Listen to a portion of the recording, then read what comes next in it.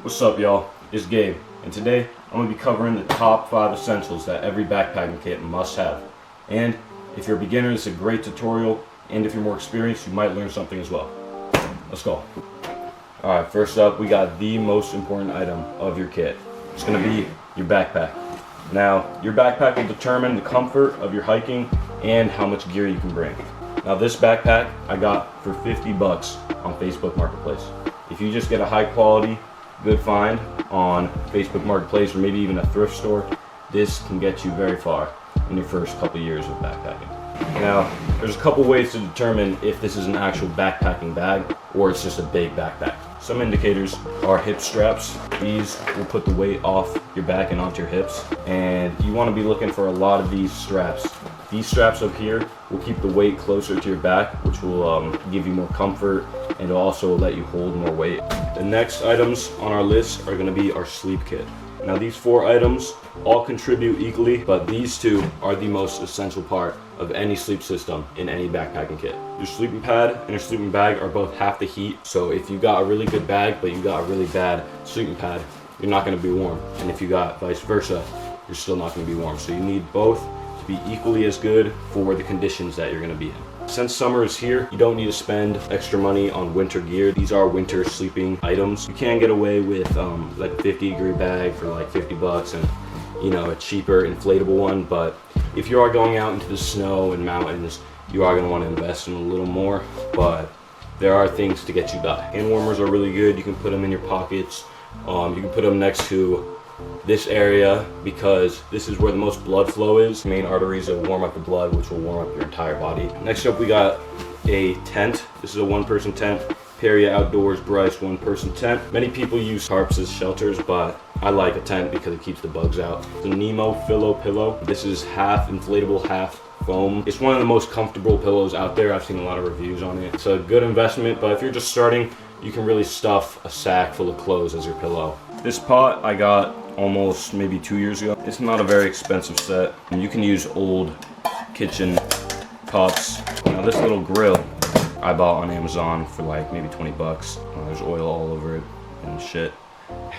Some campsites, some wilderness areas might let you make fires, but most don't, and so that is why I have a little lightweight camp stove. This goes with this little MSR.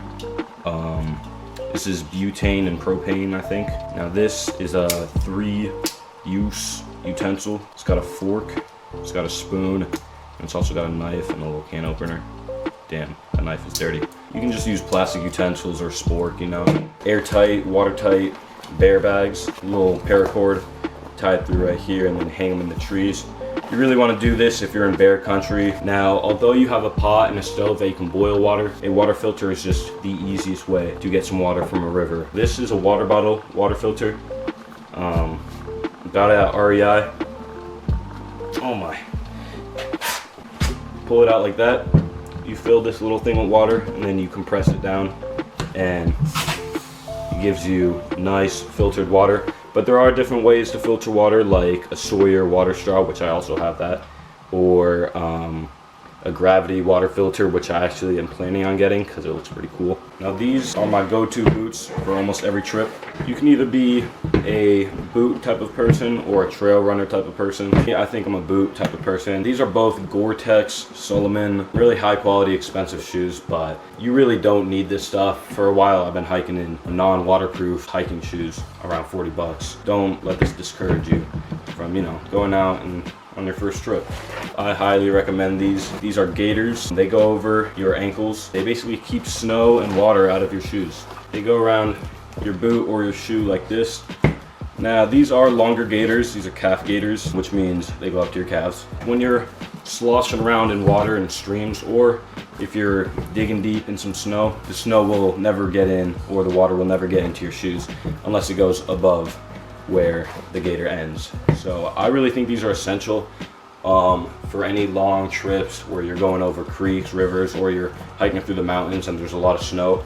I really do think these are essential, but these aren't expensive. These are like 25 bucks, 20 bucks on Amazon. These are Velcro gaiters, but there are laced gaiters, I'm pretty sure. Some good rain gear. Usually winter, you're gonna need it more because there's gonna be more snow, more rain, but there are showers in the summer. I got this at the Goodwill bins. If you don't know what that is, there's basically a bunch of bins of thrifted clothes and you buy it by weight. So this was actually like 50 cents. Look at that, Gore-Tex. Now, if you don't know what Gore-Tex is, it's this breathable, waterproof material that a lot of companies, really high quality companies use.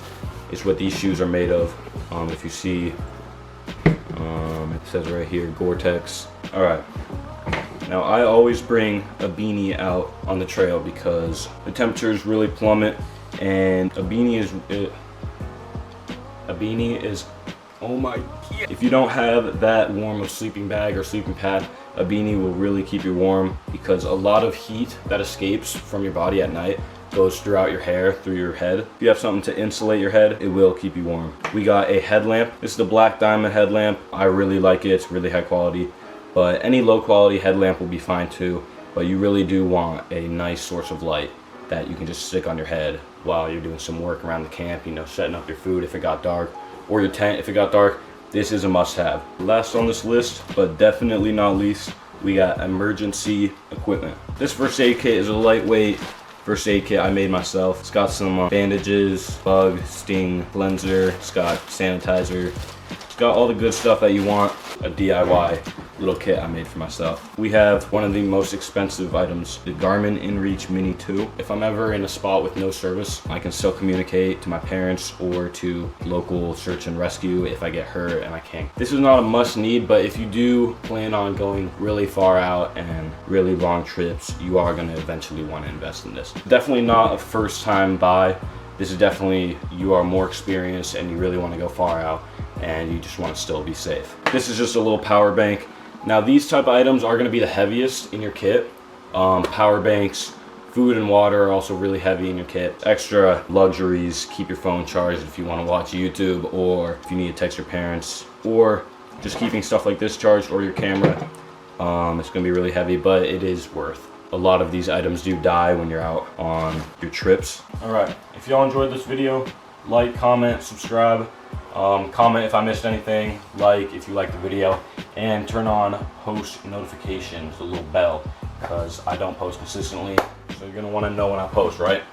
Yeah, so see y'all next time.